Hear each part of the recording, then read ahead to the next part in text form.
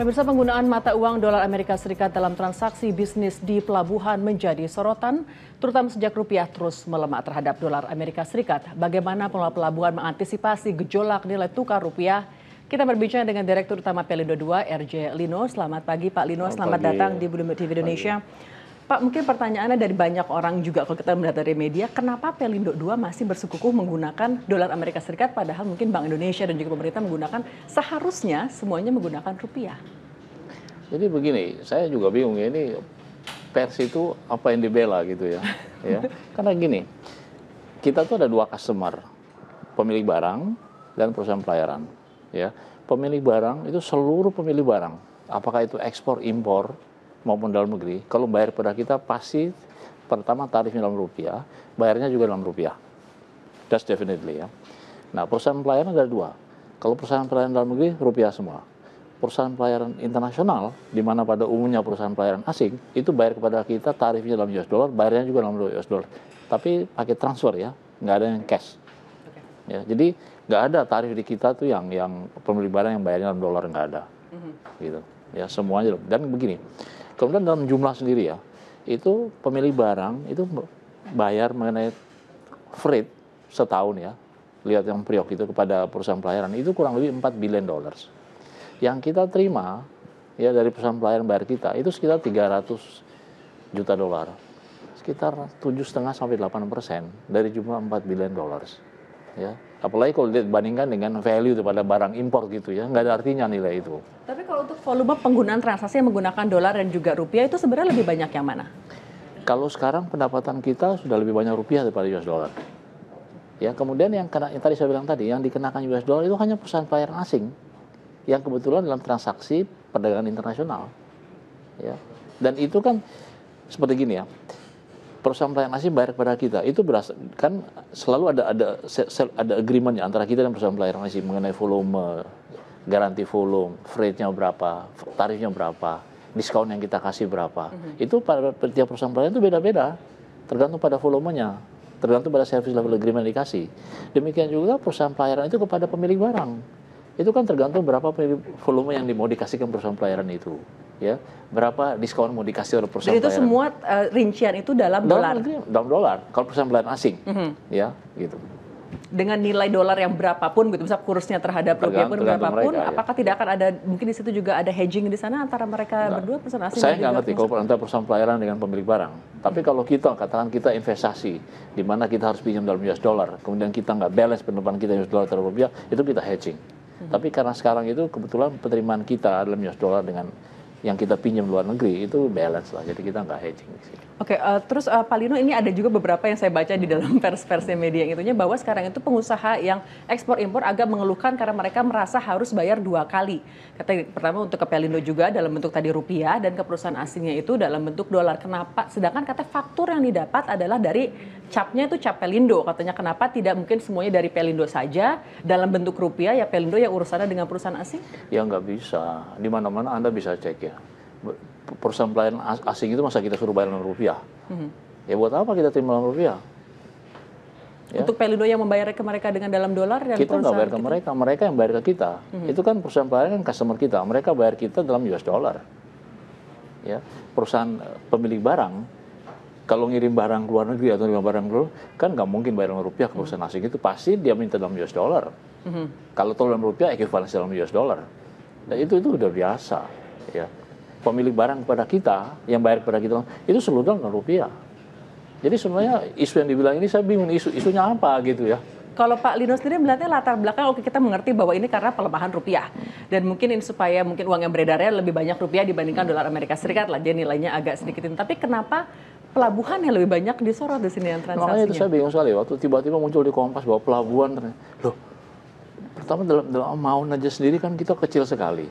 Ya, kemudian ya, itu dengan katakan kita paksain semua orang mesti bayar dengan rupiah, itu appetite investors untuk investasi di pelabuhan itu pasti akan berkurang, dan cost of investasi kan juga jadi mahal. At the end customer kita harus bayar juga mahal. Jadi gimana? Menurut saya yang kita lakukan itu best practice internasional di mana-mana seperti begitu. Perusahaan pelayanan asing baik kita dalam US dollar, customer kita yang domestik, ya baik itu ekspor maupun impor baik dalam rupiah. Oke, Pak Lino, saya ada sedikit informasi, tapi mohon dikonfirmasi aja apakah ini benar apa tidak. Kata anak usaha dari Pelindo II mengatakan PT Angkutan Pelabuhan Tanjung Priok mengatakan bahwa menggunakan semuanya itu dari mulai bongkar muat dan semua itu menggunakan mata uang dolar atau rupiah. Jadi begini, ya kegiatan yang di lapangan, ya storage, kemudian lift on atau lift off container dari ke lapangan itu yang dengan pemilik barang itu dalam rupiah. Jadi tidak dalam dolar Amerika Serikat? Nggak ada. Tapi kita dengan perusahaan pelayanan asing, itu kita minta semua dalam US dollar. Jadi handling dari lapangan ke atas kapal maupun di jasa pelabuhan sebagainya itu US dollar. Oke, kalau tadi Pak Lino mengatakan porsinya sekarang sebenarnya penggunaan dari rupiah itu sekarang sudah lebih banyak. Itu lebih banyak karena memang perdagangan lebih banyak domestik atau karena memang berarti itu sebenarnya bagus atau jelek sih kalau kita melihatnya? Kalau sekarang pendapatan kita itu lebih banyak dalam rupiahnya karena pendapatan dalam negeri udah jauh lebih tinggi daripada ya dalam negeri tumbuh begitu pesat sekali sehingga porsi pendapatan juga sekarang kalau dulu ya kira-kira 5 tahun yang lalu tuh mungkin 40-60 ya 40 rupiah 60 US dollar. Sekarang tuh kebalik, justru dolarnya tinggal 40%, 60% dolar rupiah. Itu pendapatan kita udah kayak gitu. Untuk kalau mencoba mengurangi penggunaan, tetap tujuannya mengurangi penggunaan dolar Amerika Serikat untuk perusahaan pelayaran domestik, apakah memang jumlahnya juga jauh lebih sedikit dibandingkan pelayaran asing, maka kita masih menggunakan asing? Kalau perdagangan internasional nggak ada perusahaan pelayaran kita kan yang bisa internasional, hanya Samudra Indonesia lah untuk jarak Asia dekat ya. Yang lainnya semua kan US dollar. Dan juga begini ya, kalau katakan kita membayar perusahaan pelayaran asing itu ya, kita minta mereka dalam rupiah, katakan kita minta mereka ya. Jadi artinya kita paksain ya mereka dalam rupiah, itu mereka akan men-charge kepada kita akan tinggi sekali. Karena apa? Perusahaan pelayaran itu 60-50% sampai 60% cost mereka itu BBM. BBM itu charge-nya US dollar. Dan BBM itu sangat volatile. Jadi kalau itu nggak digaranti mengenai currency-nya, akhirnya risk itu dikasih begitu tinggi sehingga bayarnya jauh lebih tinggi daripada itu. Dan saya bilang tadi ya, amount itu very small ya. Ya, kecil sekali gitu loh. Yang diisukan seperti itu. Pertamina kan 80 juta dolar per hari itu. Kita cuma berapa? Ya. Kalau tadi Pak Lino sempat mengatakan pelayaran Indonesia itu hanya satu, dan itu pun hanya dikit lah, hanya ke wilayah Asia saja. Kok permasalahannya di mana sih Pak? Kenapa perusahaan pelayaran kita itu tidak bisa bersaing dengan perusahaan asing? Nah ini makanya sekarang kan harus ada usaha-usaha bersama dari kita semua. Gimana mendorong supaya perusahaan pelayaran kita bisa competing. Ya. Makanya kita ada biaya tiga studi besar ya, nilainya 8 juta dolar. Salah satu studi itu yang dilakukan oleh McKinsey, reportnya selesai. Itu judul studinya itu Maritime Transport Sector Reform. Nah, di studi itu keluar mengenai gimana reform pelabuhan ke depan 5-10 tahun, 15 tahun ke depan. Reform mengenai shipping sectors. Ya, gimana bikin shipping kita supaya bisa competing sama dunia.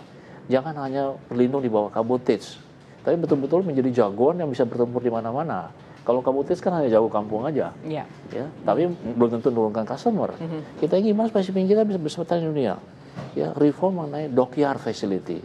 Gimana galangan kapal kita bisa bikin kapal competing dengan Korea sama Jepang dalam quality maupun harga. Ya, reform di navigation itu, reform di maritime education. Jadi sangat-sangat komprehensif gitu. Ya, jadi kalau ini usaha ini nggak kita lakukan, kita sebagai negara maritim itu susah sekali. Saya kasih contoh juga begini ya. Sekarang kan contoh ya, Pelabuhan Perintis di Indonesia Timur. Itu mungkin sudah hampir 40 tahun perintis. Karena apa? Kapal yang mestinya datang di pelabuhan itu bisa bongkar 3-4 jam, mesti diam di pelabuhan itu sampai 2 hari. Karena bongkar muat pelabuhan begitu jelek. Nah, sekarang mau bikin lagi perintis. Kalau caranya masih seperti sekarang, 100 tahun pun yang akan datang masih tetap perintis juga. Saya orang dari Indonesia Timur loh, gimana sih ini caranya? Jadi pelabuhan itu mesti dibaikin produktivitasnya.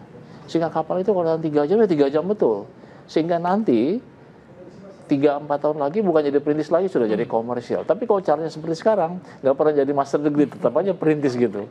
Berarti kalau misalnya mencoba menggunakan pelayaran Indonesia pun agak sulit, karena tadi tidak ada pilihan begitu ya? Nggak punya pilihan. Dan begini ya, dengan begitu industri pelayaran itu industri yang sangat kompetitif. Ya. Perusahaan pelayaran, coba lihat, 10-15 tahun lalu banyak sekali perusahaan pelayaran yang kainan kontainer. Sekarang itu kan tinggal 5-6 yang besar aja.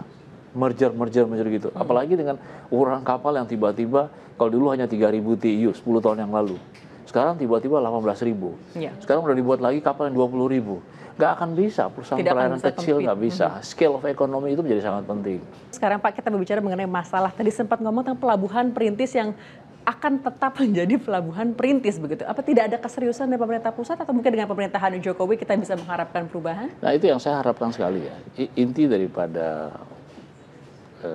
logistik cost yang murah itu, ya kita kan maritim ya. Jadi intinya pelabuhan itu harus tinggi produktivitasnya, harus efisiensi. Sehingga kapal itu kalau tidur, istilahnya diam di pelabuhan itu lebih pendek daripada waktu berlayar. Sekarang itu di Indonesia, 65% dari waktu kapal, ya itu diam di pelabuhan, 35% berlayar. Di pelabuhan manapun? Seluruh pelabuhan Indonesia pada umumnya. Ya karena begini, kalau kita katakan Priok kita baikin, tapi pelabuhan nggak baik sama aja. Kapal itu kan bolak-balik di dua tempat itu kan. Ya, jadi harus dibaikin semua dengan service level yang kira-kira even.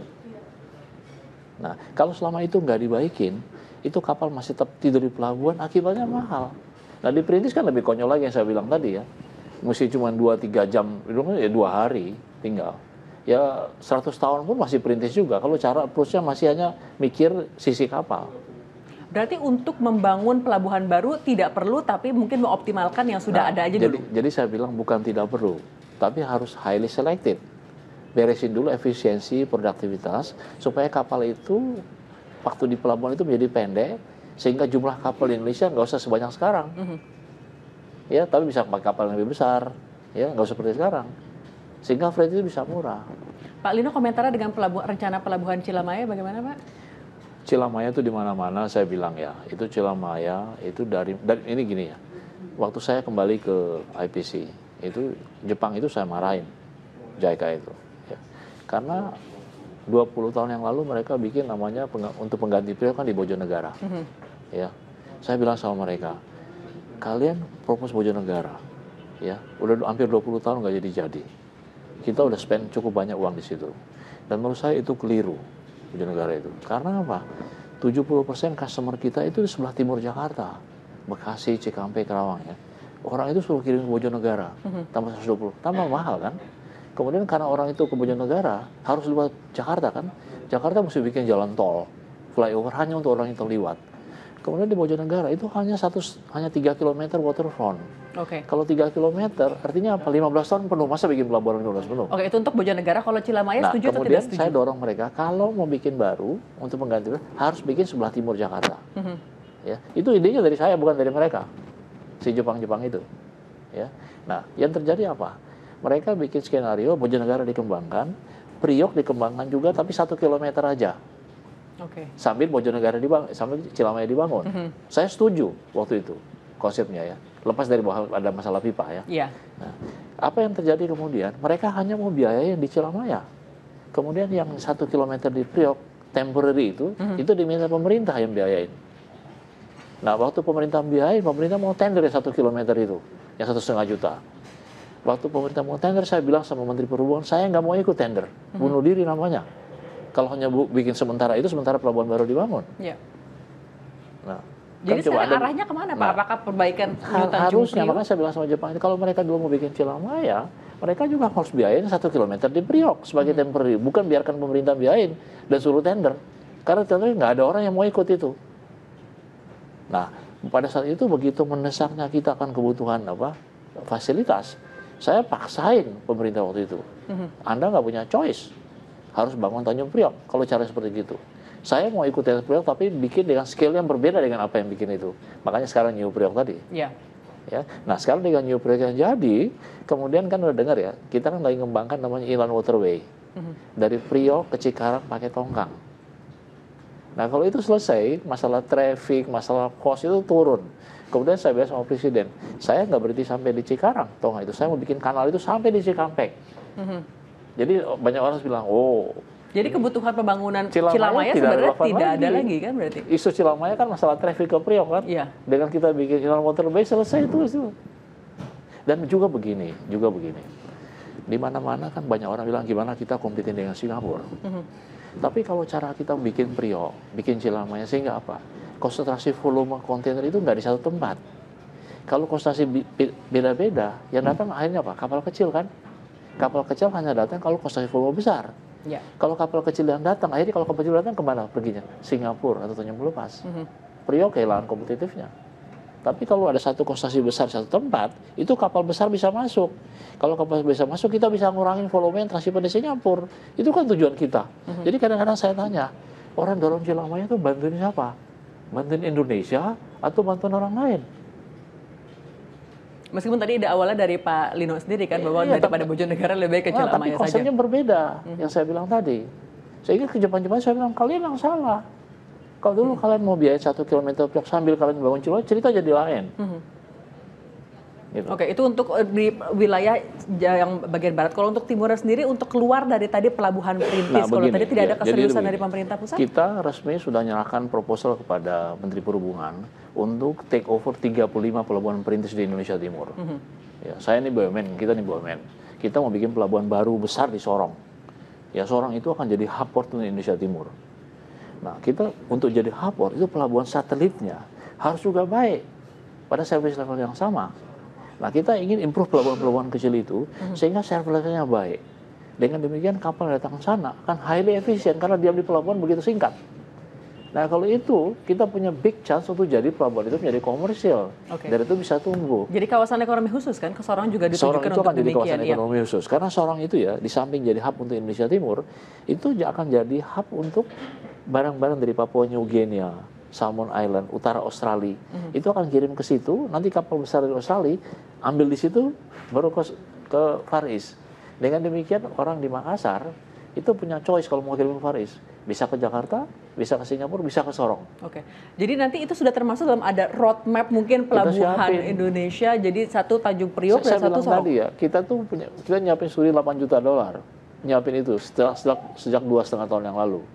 Maritime Transport Reform, reducing logistic cost, ya, review kurang lebih 30 pelabuhan dari East sampai itu kita siapin semua. Kita punya roadmap itu. Nah, sekarang tinggal gimana implementasinya benar. Pelabuhan Sorong sampai mana Pak implementasinya? Pelabuhan Sorong kita harapin nanti bulan September paling lama tahun ini udah bisa dimulai dibangun. Ya, desainnya udah siap. Sekarang lagi proses pembahasan lahan dan lahan di sana mestinya lebih mudah karena utang sebagian besar. Dananya? Kita nggak perlu bantuan pemerintah, kita bisa raise fund sendiri. Makanya beberapa waktu lalu kan ditanya kenapa kok kita nggak minta PMN. Iya. Ya, padahal dari segi logika bisnis dikasih uang gratis mestinya mau dong. Tapi saya bilang Pelindo itu, IPC itu BUMN. Ya. Kemudian di Indonesia itu masih banyak tempat yang butuh dana untuk pembangunan. Jadi morally saya nggak bisa terima PMN itu karena saya bisa raise fund dari kemampuan perusahaan sendiri. Caranya Pak? You will see the next September ya how we engineering our financing. Karena seperti New Priok yang tahap 1,2,5 billion dollars ya, itu nggak ada uang pemerintah sama sekali ya, memang ya, semua orang bingung gimana itu financing. Di mana-mana seperti Thailand bikin launcher bank, pelabuhan yang investasi, bikin breakwater dredging reklamasi. Ya, di Vietnam, ya, di Singapura yang Tuas itu pun pemerintah Singapura yang biaya reklamasinya $2 billion, bukan PSA. Priok semuanya oleh IPC perusahaan. Oke, di Sorong ini juga rencananya akan menggunakan konsep yang sama dengan Tanjung Priok dengan kapal-kapal besar dan juga mungkin akan Sorong jadi itu kan, karena Sorong itu ideal sekali. Draftnya 18 meter, nggak perlu breakwater, ya natural. Makanya kenapa kita bebasin lahan yang sekitar 7.500 hektar karena pelabuhan itu kalau dibangun di hanya lahannya kecil, sebentar jadi kota. Contoh Bitung. Bitung itu waktu dibikin tahun 30 tahun yang lalu hanya sekitar 20 hektar. Karena hanya 20 hektar, sekarang sekelilingnya jadi kota, nggak bisa bikin apa-apa lagi. Nah, saya nggak ingin itu terjadi di tempat lain kalau bikin pelabuhan baru. Harus reserve lahan yang cukup besar, sehingga katakan 100 tahun lagi tempatnya masih bisa di situ. Berarti pembahasan lahannya di sekitar Sorong itu sudah selesai semua, tinggal setelah pembangunan benar-benar bulan September? Kelihatannya lebih mudah karena support dari Pemda dan sebagainya. Ya, jadi saya nggak lihat itu jadi masalah. Oke, baik, kita tunggu realisasinya Pak Lino. Terima kasih atas kehadiran di studio Bloomberg TV Indonesia.